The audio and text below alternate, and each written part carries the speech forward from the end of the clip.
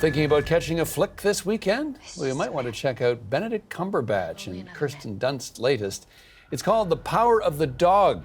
It's a Western set in 1920s Montana. Let's bring in our senior entertainment reporter, Eli Glasner, for his spin on things. Let's talk about this story and the people behind The Power of the Dog. Eli? So this is a film with an amazing pedigree, John. It comes from a novel by Thomas Savage from the director Jane Campion. Every time she makes a movie, it's an event because she won Oscars with that film, The Piano, many years ago. And now she is back behind the camera with what a cast. I mean, that guy right over there, Benedict Cumberbatch, Jesse Plemons, Kirsten Dunst.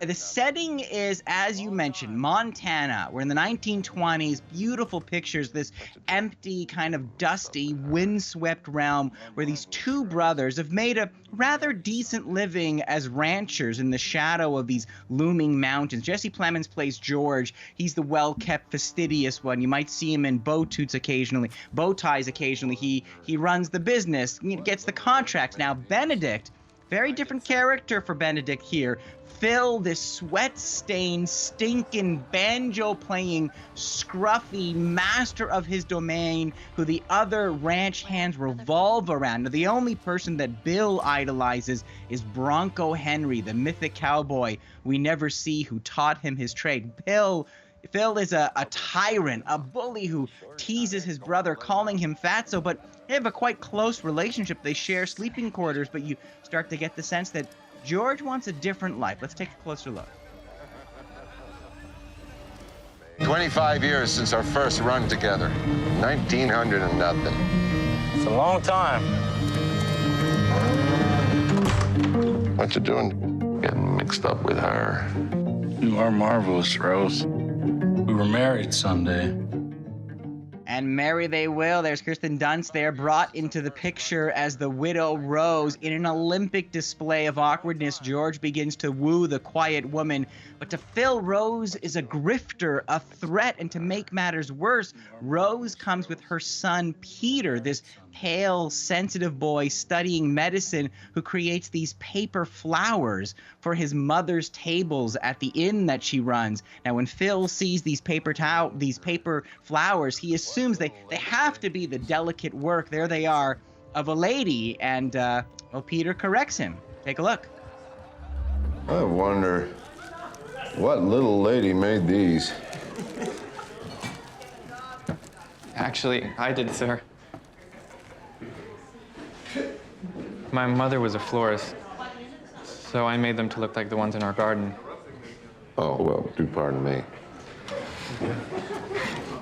They're just as real as possible.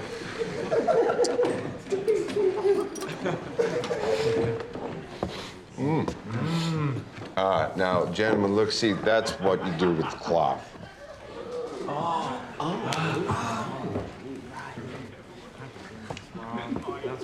It's really just for wine drips. Oh, you got that, boys? Only for the drip.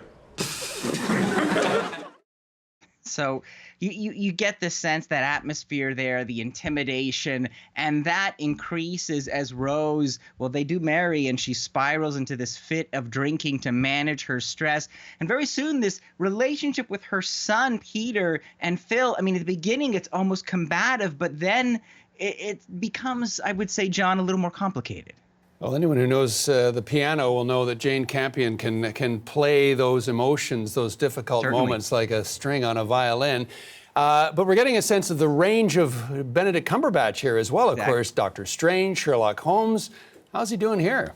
I think it's fascinating. I mean, you've got that accent, you've got that kind of brutal exterior. This guy is a thug. He is a bully. He is a sadist. There's a scene where Rose is supposed to play the piano for guests, and just with his proficiency on his banjo, he makes her into a nervous wreck. And so he is playing an intelligent character, but here he is playing someone who almost hides his intelligence under this shield of like machismo and brutality. And like you said, under the hands hands of Jane Campion. I mean, it seems on the exterior like this is a Western. You've got the men, they spend their days working with the cattle, doing all of that. But under those layers of grit and grime is something very different. And a lot of the key to that is Rose's son, Peter. There he is. Peter doesn't pretend to be anything but what he is. And slowly he brings something else out of Phil, setting in motion this shocking finale. So this is a film with an exquisite sense of place and time. You can watch it on Netflix, but it is gorgeous on the big screen.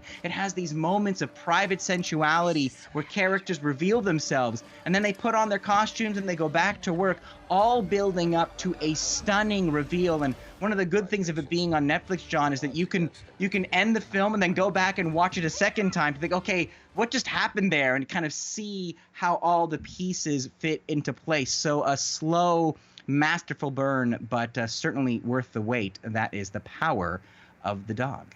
How many stars, Eli? Oh, 4 stars. 4 stars. 4 stars out of 5. 4 stars. 4 stars out of 4, 4 stars out of 5. 4 out of 5. 4 out of 5, exactly. Thank you. Senior entertainment reporter Eli Glasser. Thank you. You're welcome.